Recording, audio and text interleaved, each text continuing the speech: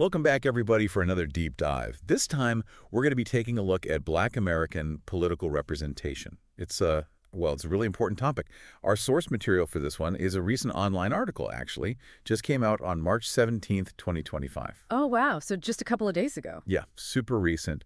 And we're going to really just dive into this. Some of the insights in this article, I got to say, they're pretty mind-blowing. You ready to get into it? Absolutely. I'm really excited for this one. Awesome.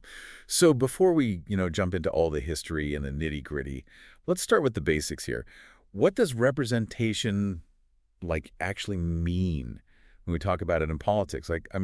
Why should we even care about who's representing us? It seems kind of, It's a good question. People throw that word around all the time, representation. And the article actually does a really great job of kind of breaking that down. Okay, cool. So think of it this way. Imagine for a second that you've got a city council and they're making all these decisions about your neighborhood, but none of them actually live there. Okay. So they're making decisions about your life, but they don't even know what that life looks like. Right. They're making these big decisions about your life, but they've never even set foot in your neighborhood. Exactly. And that's kind of the core of why this representation thing matters so much, especially for groups that have been historically marginalized, like Black Americans. It's about having people in those positions of power who actually get it, who've lived those experiences, who can really fight for those interests. And it's not just about fairness or whatever, right? It's about good governance. Right. If you don't have people from different backgrounds, different experiences, all coming together to create these policies, yeah. How are you going to make policies that actually work for everyone? You're not. And the article really stresses that point, having all these different voices at the table, it leads to better policies, it leads to better outcomes for everybody, and it makes our democracy stronger. So it's representation is the bedrock of a functioning democracy. I think that's a great way to put it. So how does this all connect specifically to Black American political representation? Well, the article really dives deep into this, way, way back into the historical roots of how it all began. Okay. And it's really a story of underrepresentation, going back to colonial times. Wow. And this systemic disenfranchisement of Black individuals, slavery, Jim Crow laws. Centuries of being excluded from the system. Yeah, and all of that created this legacy of being shut out, and it's still having an impact on Black political participation to this day. It's crazy to think that some of these barriers have been in place for hundreds of years. It is. It's really mind-boggling. Makes you wonder how much progress we've actually made. Well, and that's where I think the article gets really interesting, because it acknowledges all the huge, huge strides that were made during the Civil Rights Movement, especially with the Voting Rights Act of 1965. That was a major turning point. Right. But it's not all sunshine and roses, There are still so many challenges today. We've got voter suppression, gerrymandering. Yeah, it's we're taking 2 steps forward and then 1 step back. Unfortunately, that's sometimes the case. But the progress is there. It's slow, and there's so much more to do. Okay, so let's talk about where things stand right now. The article mentions this stat. As of October 2023. Oh, yeah. We hit this historic high, something like 10,000 Black elected officials all across the U.S. It is an incredible milestone. It really is. Right. That number, at least on the surface, it sounds pretty impressive. It does, and it's worth celebrating those victories for sure. But here's the thing. While we've seen an increase in Black representation at the national level, it's not matching up with the population. So Black Americans make up something like 13% of the U.S. population, but they only hold about 12% of the seats in Congress. So it's close, but still not quite there. Yeah, and then when you zoom out and you look at the local level, the state level, those numbers, that gap gets even wider. Yeah. So even with these gains, there's still a long way to go. Mm-hmm. It's not just about the numbers. It's about where those representatives are, what positions they hold. Exactly. And what does that actually mean for people's lives? So what about the real-world impact of this underrepresentation? Yeah, this is where it gets really real for people. Yeah. The article connects this lack of representation to specific outcomes, like in education, in healthcare, even the criminal justice system, take education. Okay. Schools in Black communities, they're often dealing with less funding, fewer resources. Teachers are coming and going all the time. So it's even from the start, Black students are at a disadvantage. Like their schools don't even have the same resources, so of course the quality of education is going to be different. Right. And the article traces this directly back to politics, to who's making those Oh, decisions. interesting. The argument is that if there were more Black elected officials at the local level, at the state level, even the national level, then maybe these disparities would finally get addressed. Okay, I see the connection. Right. It's all connected. So what about healthcare? Does this underrepresentation play into that as well? It does. It really does. The article points out that so often the policies that get made, they just don't consider, they don't take into account the social factors that disproportionately affect Black communities when it comes to healthcare. Okay, what do you mean by social factors? Could you give me like a real world example? Sure. Let's say you live in a neighborhood that's been historically redlined, right? Hmm. Which can mean that there aren't a lot of grocery stores with healthy food, maybe not a lot of healthcare facilities nearby. All these things can lead to higher rates of chronic diseases in that community. It's not just about having a doctor's office down the street. It's about all these other things that contribute to good health. Exactly. It's about all those different pieces of the puzzle. Yeah. And the argument is that if you had more Black representation in healthcare, in policymaking, those things would start to get addressed. So it's about having people who understand those specific challenges and can fight for solutions. Exactly. It's about bringing those lived experiences to the table. Okay, so we've talked about education, healthcare. What about criminal justice? How does this all tie in with the justice system? So this one's a really critical connection. Basically, the lack of Black representation in law enforcement, in courts, and legislatures, it's contributed to all these policies and practices that really, really impact Black communities negatively. I feel like I hear a lot about these racial disparities in the justice system, but I don't always understand the connection to politics. Yeah, it's a big one. So, things like racial profiling, we hear about that all the time. Mandatory minimum sentencing laws, the war on drugs, all of these have hit Black communities really hard. It's like the system itself is stacked against them. In a lot of ways, yeah. And the article is saying that if we had more Black judges, more Black prosecutors, more Black lawmakers, maybe, just maybe, things would start to look different. Okay, so more Black representation could lead to a more fair and just system. That's the argument, yeah. More understanding, more willingness to challenge the way things have always been done. So this underrepresentation in politics, it's not just some abstract concept. It's affecting people's lives in very real, tangible ways every single day. It is. It really is. And the article really drives that point home. This isn't just a Black issue, it's an American issue. Right. It's about that fundamental promise of democracy. The idea that we all have an equal voice, an equal chance to succeed. And that's not happening right now. Not for everyone, no. Okay, well, that's pretty heavy stuff. It's hard not to feel a little bit overwhelmed by all of this. So does the article just lay out all the problems, or does it offer any, solutions? What can we actually do to change this? Well, that's the good news. The article doesn't just dwell on the negative. It also highlights all the incredible work being done by so many different groups. Okay, Like all these advocacy groups, grassroots movements, they're all out there pushing for change. that's good to hear. It is. There's so much energy and passion out there. So can you give me, some specific examples? Who's doing this work? Absolutely. So the article specifically mentions the Black Voters Matter Fund. They're doing amazing work, mobilizing Black voters, getting people educated, especially at the local level. It sounds like they're really on the ground making a difference. They are. Boots on the ground, getting people registered to vote, making sure people understand the issues, really engaging them in the process. Okay, so they're not just talking about the problem, they're taking action. Exactly. And then there's the NAACP, which has been around forever. They're a powerhouse when it comes to advocating for Black political representation. Yeah, they have a long history of fighting for change. They do, and they're doing it on multiple fronts, They're mobilizing voters, but they're also pushing for policy changes. So it's a two-pronged approach. Mm. Getting people to the polls and making sure those votes actually count. That's it. And the article points to some recent elections where these groups have had a huge impact. Black voter turnout has been on the rise. That's encouraging. It is. It really is. Okay, so a lot of good work is happening, but I know from reading the article that there are still a lot of barriers out there. Oh, yeah. So what are some of the biggest things that are still in the way? Well, let's start with voter suppression, which is still, unfortunately, a huge problem. I'm talking about things like restrictive voter ID laws. Oh, right. Reducing the number of polling places, purging voter rolls. All of this disproportionately affects Black voters. So it's like they're trying to make it harder for Black people to vote. It's hard not to see it that way sometimes. And it's Yeah. not just about getting TO the ballot box, you know? Yeah. It's about having the resources, the support you need to actually run for office in the first place.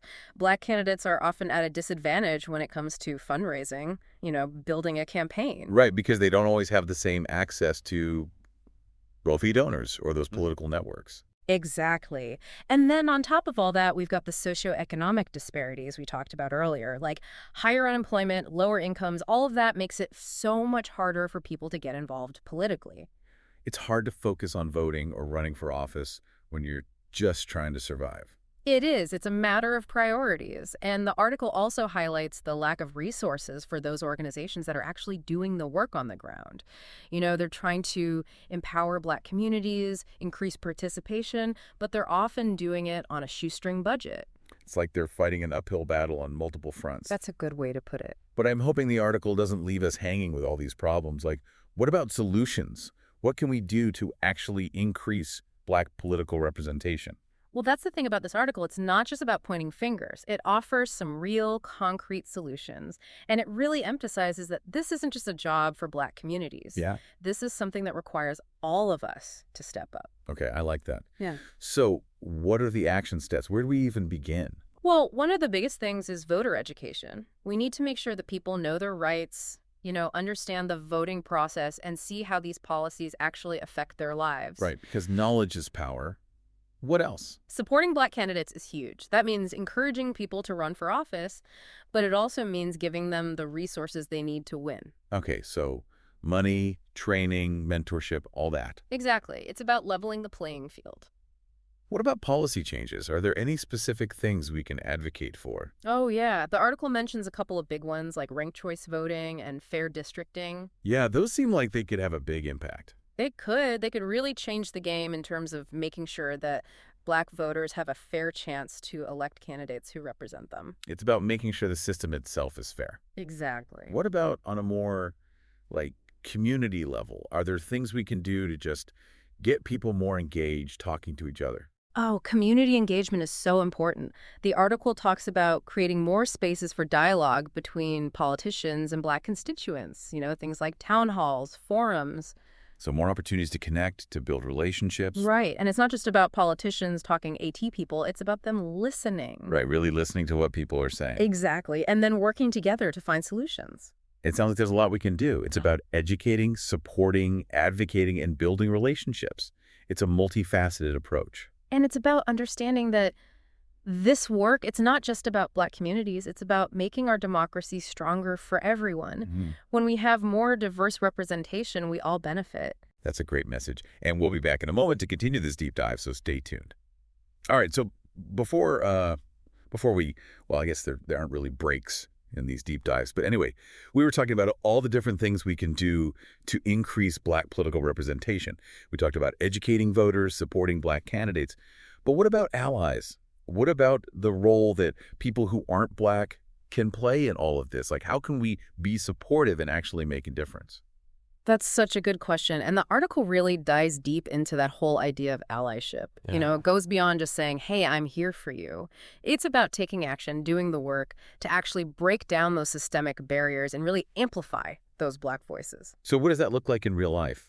Like, what are some concrete things that allies can do? Well, one of the most important things is just using your platform, whatever that might be, to educate other people about this issue.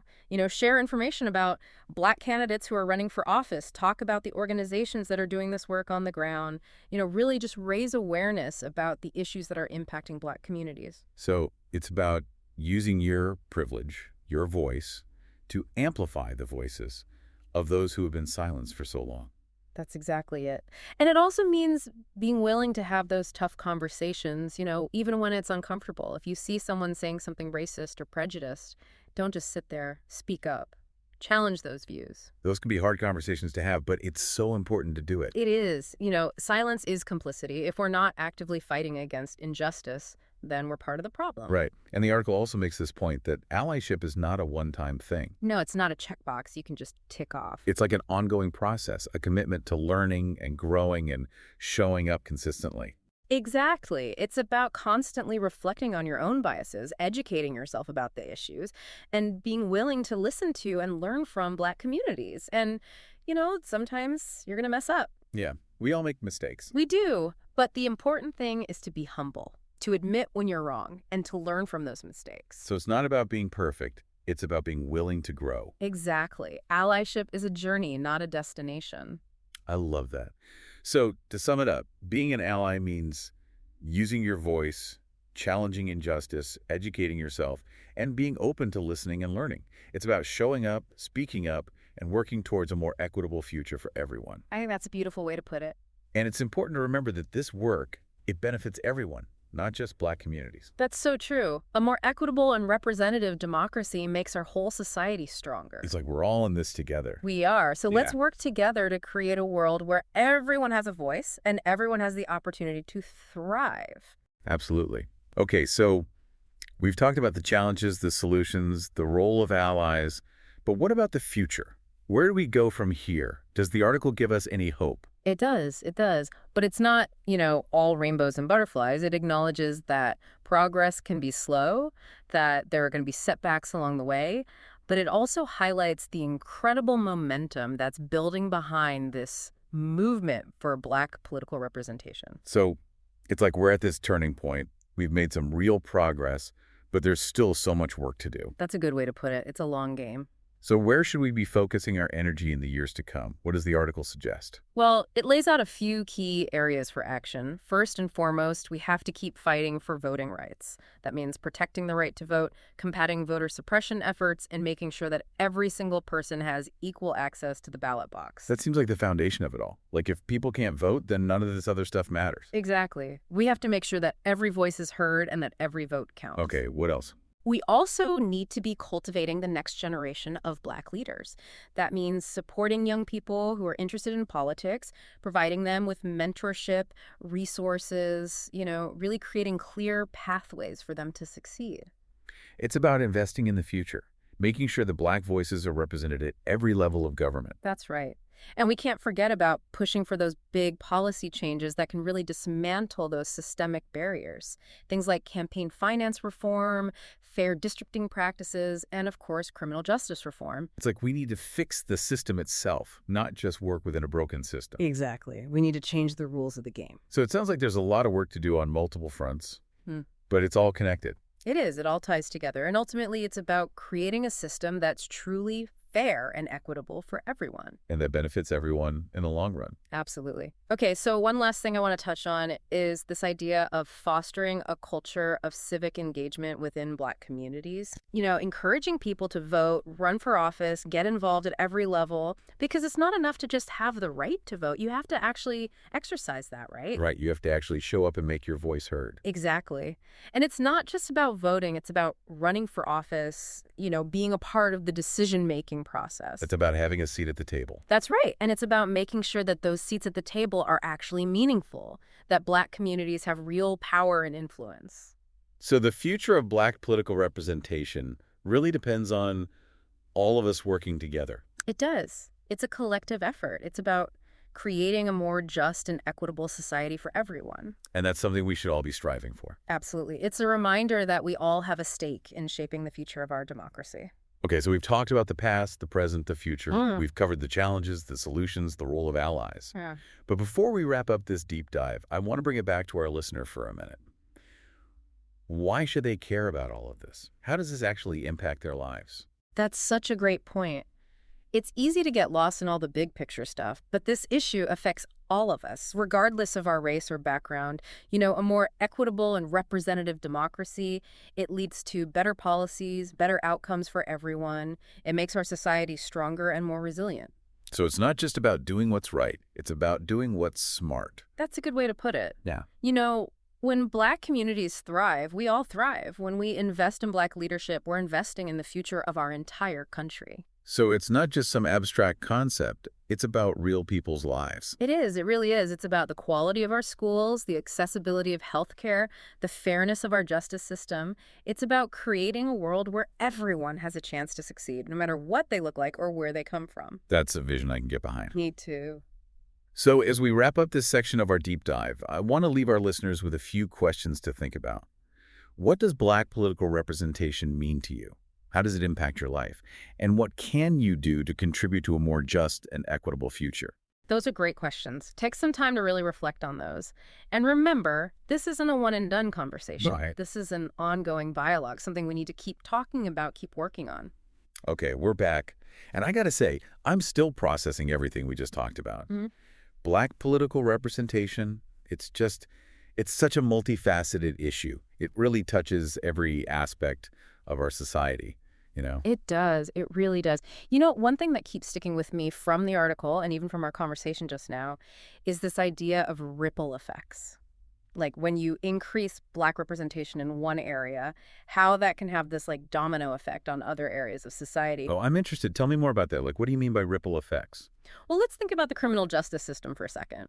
You know, the article talks about how Black Americans are disproportionately incarcerated. Right, and we talked about how that's connected to things like mandatory minimum sentencing laws, racial profiling by law enforcement. Exactly, exactly. So now picture this. What if we had more Black judges, more Black prosecutors, more Black lawmakers, people who really understand those systemic issues firsthand? So it's not just about having more Black faces in those positions, it's about having people with those lived experiences, those perspectives. Yes.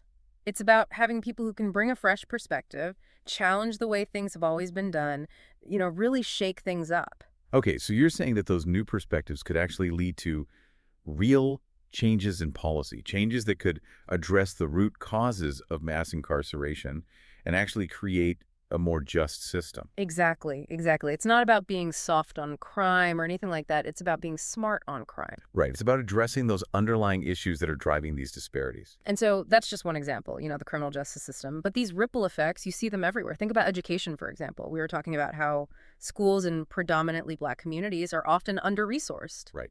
Less funding, fewer teachers, outdated facilities. Oh. Yeah, all of that. And a lot of that comes down to funding formulas, decisions made by local school boards. Right, so again, it comes back to who's making those decisions. Exactly. So now imagine if you had more Black educators, more Black administrators, more Black people on those school boards, people who really understand the specific needs of those students and who are truly committed to creating a more equitable learning environment.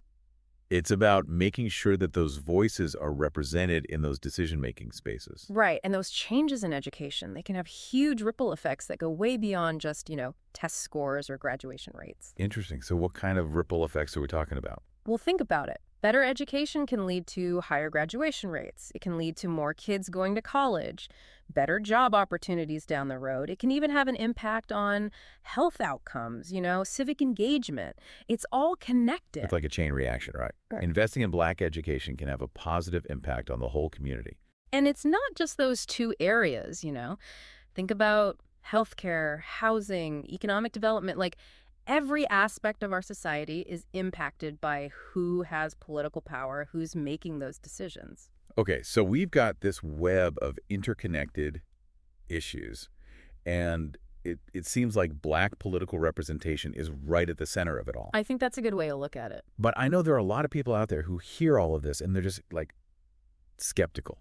They might say, why are we focusing on one specific group? Isn't that like reverse discrimination? What would you say to those people? I'd say this isn't about giving anyone special treatment. It's about righting historical wrongs. It's about acknowledging that for centuries, Black Americans have been systematically excluded from the political process. Right, and we're still dealing with the legacy of that exclusion today. Exactly. So this is about leveling the playing field, making sure that everyone has an equal opportunity to participate in our democracy. It's not about tilting the scales in one direction or the other. It's about making sure they're balanced. Right. And ultimately, when we create a system that's fair and just for everyone, we all benefit.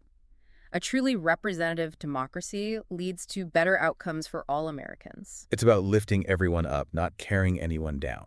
Exactly. It's about recognizing that our fates are tied together.